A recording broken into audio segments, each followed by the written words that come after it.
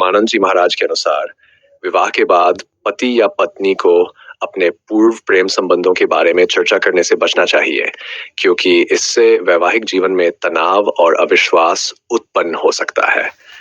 उन्होंने सुझाव दिया कि पति पत्नी को एक दूसरे को परमेश्वर के रूप में मानकर अपने रिश्ते में प्रेम और विश्वास को बनाए रखना चाहिए।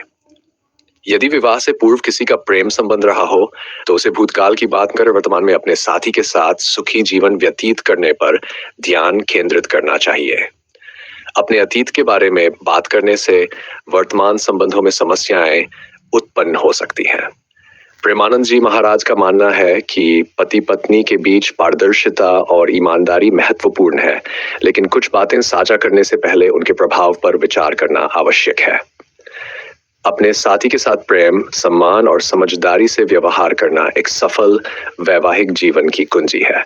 इस विषय पर अधिक जानकारी के लिए आप प्रेमानंद जी महाराज के इस प्रवचन को देख सकते हैं।